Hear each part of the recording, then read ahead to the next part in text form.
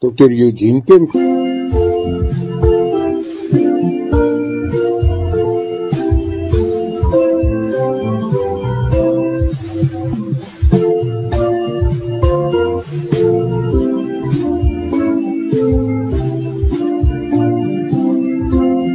Dr. Eugene Kemp, ons rink. Ek dink vandag aan die rol wat boeke in my lewe gespeel het.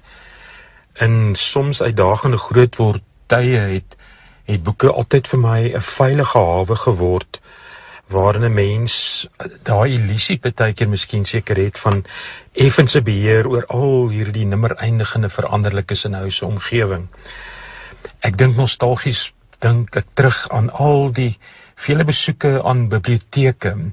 Biblioteke het vir my 'n bekoring nog altyd gehad en dit is eintlik baie jammer om te sien hoe min biblioteke daar werklik is. Alles digitaal deesdae en ek moet sê vir my 'n boek in die hand voel nog altyd vir my beter. Die reuk van 'n nuwe boek, die bladsye. En ek dink as ek lees Friedrich Buechner skryf ook oor die rol van boeke in sy lewe en hoe dit anderste as mense baie meer betroubaar is. Die boeke is altyd daar vir 'n ou en vertel elke keer dieselfde storie. Hulle verander nie hulle storie nie. En wanneer jy hulle nodig het, soos ek sê, is hulle daar. En wanneer jy nie 'n behoefte het aan hulle op daai stadium nie, kan jy hulle ook eenkant sit. Ek dink, soos ek in die begin gesê het, boeke skep so effens 'n illusie van beheer, aangesien jy redelik seker is van die einde. Jy kan ook deur vinniger te lees partykeer vinniger by hierdie einde uitkom en so beheer uitoefen. Jy kan ook, daar's tog iets van waar jy hierdie verskriklike stories kan lees, maar effens 'n beheer kan uitoefen oor daai storie.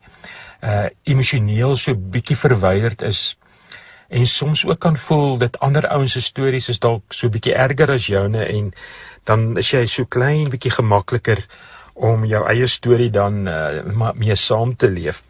Iemand het ergens gesê dat as ons al ons stories of ons verhale en ons lewens daar op 'n hoop kon gooi en jy kon kies wie sien jy wou vat, sou ons maar ons eie ene weer vat. Maar soos wat die hoofstukke in 'n mens se lewe ook verbygaan, herinner dit my aan dat elke hoofstuk van mens se lewe is nie die finale uitspraak oor jou lewe nie. En dat 'n mens môre, oormôre of sommer vandag weer kan begin skryf aan 'n nuwe hoofstuk van jou lewe. Maar dat daar 'n dag kom wat die storie van ons aardse lewe gaan eindig, dat ons die boek gaan toemaak en ons kan skryf en na stigtelik probeer ander hoofstukke skryf, maar hierdie boek gaan toegemaak word. Maar die interessante is tog dat dan begin 'n mens eintlik tog die skryf van 'n eind van jou eintlike storie. 'n Storie met hoofletters waarvan daar reeds nou saadjies en aanduidings te bespeer is. En die verblydende is dat die Alfa en die Omega, God, die Almagtige, die outeur is van beide boeke.